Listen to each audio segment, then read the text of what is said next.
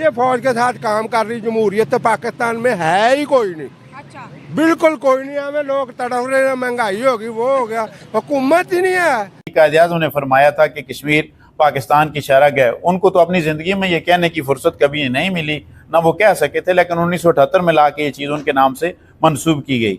मोदी है ना, मोदी है ना, मोदी है ना, जनता पार्टी जिंदाबाद, जनता पार्टी जिंदाबाद, बार बार Modi ji welcome, welcome welcome Modi ji welcome, welcome welcome Modi ji welcome. मुझे ये कहने दीजिए कि ये किसी की शरग नहीं है, ये बुनियादी तौर पे पाकिस्तान की खुराक की नाली है। बात नहीं आता में देखे कारगिल किया क्या नतीजा निकला, कश्मीर जब मर्जी 1948 किया क्या नतीजा मेरी बात सुनिए, मेरे कश्मीर जब मर्जी चाहे ले लें, इसकी टेंशन नहीं है।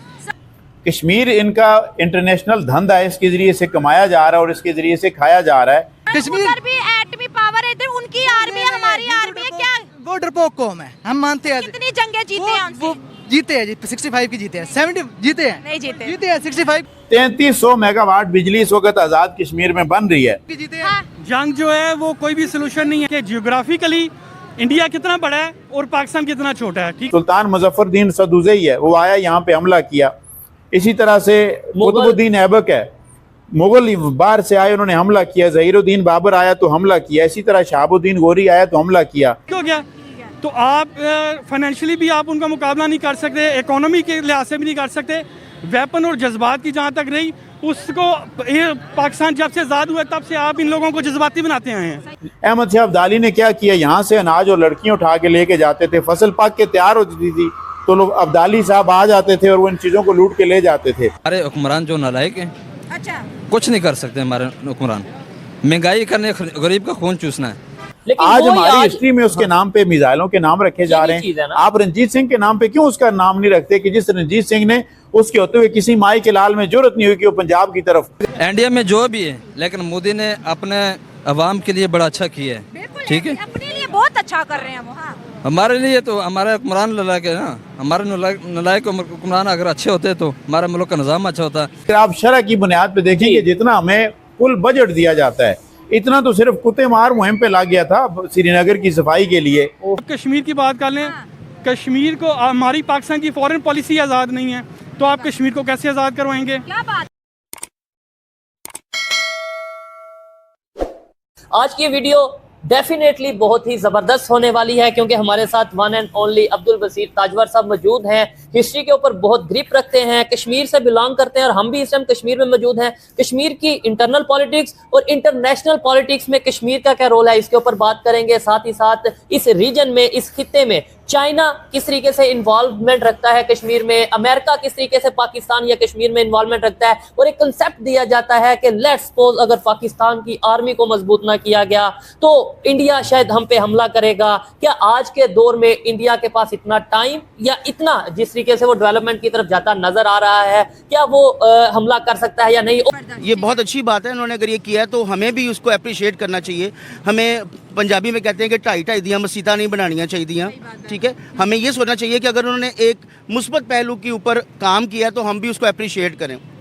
लेकिन प्रॉब्लम हमारी जो कम्युनिटी है उसकी ये है कि पाकिस्तान के जो जितने भी अवाम है, लोग हैं, वो ये सोचते हैं कि पास्ट में जो कुछ हो चुका है उसको सामने रख के वो उस तरफ बयान देते हैं और उसको नेगेटिव पहलू से सोचते हैं। हाँ। लेकिन अगर इंडिया ने और मोदी साहब ने हमारी तरफ एक मुस्बत पहलू बनाया है और एक अच्छा काम किया, क्योंकि देखिए अगर कश्मीर के लिए वो कुछ करेंगे तो कश्मीर में हमारे मुसलमान बहन भाई मौजूद हैं, और अगर मुसलमान बहन भाई वहाँ पे हैं तो उनको भी खुशी होगी कि उनके कश्मीर में। और सबसे बड़ी बात ये कि जो जुल्म और सितम हो रहा था, जो हम बातें सुनते आ रहे हैं बचपन से कि कश्मीर बनेगा पाकिस्तान, ये होगा, भाई ये सब बातें तो बाद में होंगी। अगर एक पॉजिटिव स्टेप क्लैप जब हम करते हैं तो ताली दो हाथों से बजती है। ठीक है, तो उसके लिए हमें सोचना चाहिए कि हम इसको अप्रिशिएट करें। मेरा तो ये ख्याल है।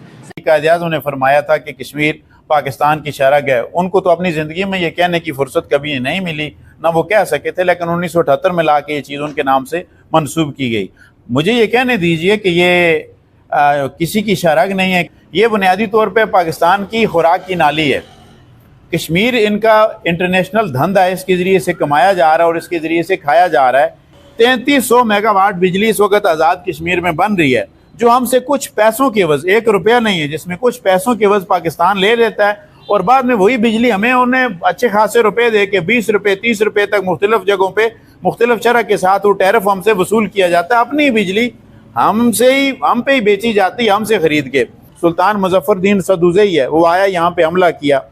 इसी तरह से कुतुबुद्दीन ऐबक है, मुगल बाहर से आए, उन्होंने हमला किया। ज़हीरुद्दीन बाबर आया तो हमला किया। इसी तरह शहाबुद्दीन गोरी आया तो हमला किया।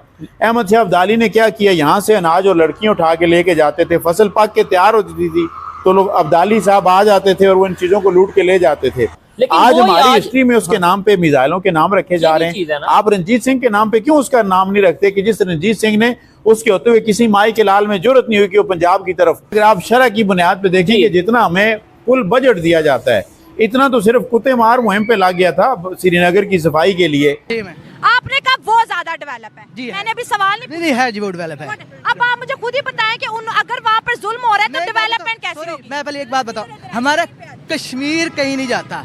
जो मेरा अपना पॉइंट ऑफ व्यू है ना, कश्मीर हिंदू डरपोक कौम है, वो जब मर्जी ले लो, मुझे बात छोड़ दें। मेरी मेन इस टाइम जो जलालत हो रही है फलस्तीन में, वो जो कब नहीं उस पर बात नहीं आता। देखिए कारगिल किया क्या नतीजा निकला? कश्मीर जब मर्जी 48 किया क्या नतीजा? मेरी बात सुनिए, मेरा कश्मीर जब मर्जी चाहे ले लें, इसकी टेंशन नहीं है। कश्मीर भी एटमी पावर है, इधर उनकी आर्मी है, हमारी आर्मी है, क्या वो डरपोक कौम है, हम मानते हैं। कितनी जंगें जीते हैं उनसे? वो जीते हैं जी, 65 की जीते हैं, 70 जीते हैं, नहीं जीते हैं 65 की जीते हैं। जंग जो है वो कोई भी सोल्यूशन नहीं है। आप इमरान खान की बात को पे गौर करें, डायलॉग से सब कुछ हो सकता है। अमेरिका कितनी सुपर पावर है, दुनिया की सबसे ज़्यादा टेक्नोलॉजी उसके पास है, उनका दावा भी है। उन्होंने अफगानिस्तान में भी यूज़ की है, दूसरे ममालिक में भी यूज़ किया है। क्या उन्होंने कोई जंग जीती है? बेइज्जती के साथ वो इस मुल्क से निकले हैं। आप पाकिस्तान की इलिटरेसी देखें, वो लोग जो पाकिस्तान का ये रोज़ाना का अपना डेली खर्चा पूरा नहीं कर सकते, आप उनको ब्लैकमेल करते हैं, अपनी अपनी पार्टियों के आगे निचवाते हैं, उनका टाइम वेस्ट करते हैं, कत्ल वो होते हैं, इज़्ज़तें उनकी लुटती हैं, थानों के अंदर वो जाते हैं, सियासतदानों को कभी कुछ नहीं होता। तो उनको इमोशनल ब्लैकमेल ना करें। लोगों का सबसे बड़ा जो इशू है वो डेली जो मामलात हैं वो हैं। पिछले 1.5 साल से 2 साल से किसने महंगाई पे बात की है? 5 साल पे चले जाएं, किसने महंगाई की बात की है? सही बात है। एक अंडा 12 रुपए से 10 रुपए से लेके वो 37 रुपए तक गया, किसने बात की है? क्योंकि कारोबार इनके हैं। चाइना में इतना, आप देखिए ये यहाँ पे 44 लाख आबादी के लिए जो बजट दिया जा रहा है, इससे 5 गुना ज्यादा बजट तो सिर्फ लद्दाख के लिए मुकर्रर किया गया है। 1962 में चाइना के खिलाफ जंग शुरू की थी, लेकिन उसके बाद उनको हजीमत उठाना पड़ी और उसके बाद से उनको हिंदी चीनी भाई भाई का नारा भी लगाना पड़ गया। अब वो बज़ाहिर तो नाराज़ मियाँ बीवी की तरह से बज़ाहिर दुश्मन नज़र नहीं आते, एक बयान होता और एक बयानिया।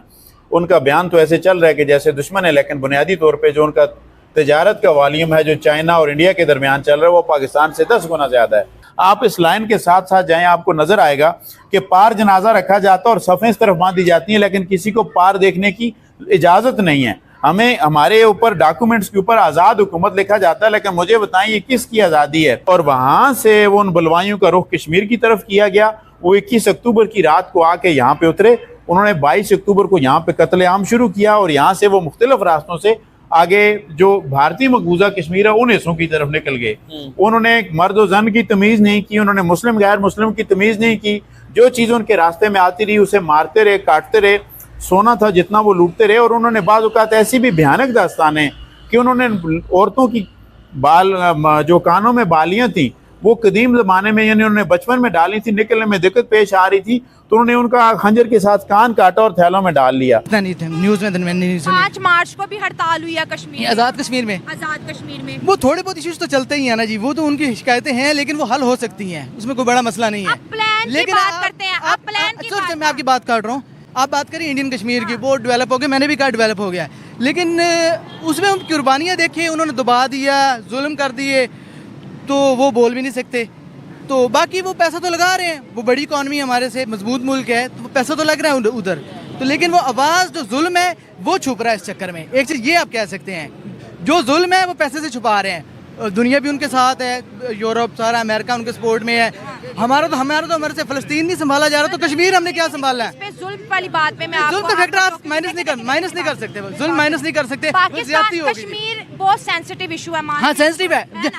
सॉरी मेरी बात सुन ले जी, आप इस वक्त कश्मीर की रिपोर्टिंग देखें इस वक्त, अच्छा आर्टिकल हटने के बाद सर वहाँ पर बहुत अमन आया, इंडियन आर्मी दस्तों के दस्ते वहाँ से निकल रहे हैं। नहीं वो नहीं, लाल चौक की वीडियो में आपको दिखा, अभी सर्च करें, वहाँ पर रात के 2-2 बजे तक टूरिस्ट घूमते हैं। वो अब कुर्बानियां हम नहीं जाया कर सकते, जो जितना बंदा शहीद हुआ है, जो बच्चे मरे हैं, बहुत शहादतें हुई हैं, वो मिट्टी में नहीं जाया कर सकते। अब मैं कह रही हूँ हालात नॉर्मल हो गए हैं। उसका हिसाब कौन देगा? जो बच्चे मर गए या जो औरतों के साथ हुआ, उसका हिसाब दिए बगैर हम आगे तो नहीं चल सकते ना। अच्छा, वो आप हिसाब मांग रहे हैं? हाँ, वो हिसाब कौन देगा? मतलब इतना बच्चे मार गए, मुझे तो पता भी नहीं क्या फैक्ट्स एंड फिगर्स जो भी हैं, तो उसका क्या करें? मतलब उसको हम भुला दें सब कुछ और आगे भी कहें कि ठीक है, सब ठीक है, ये चीज़ तो नहीं हो सकती।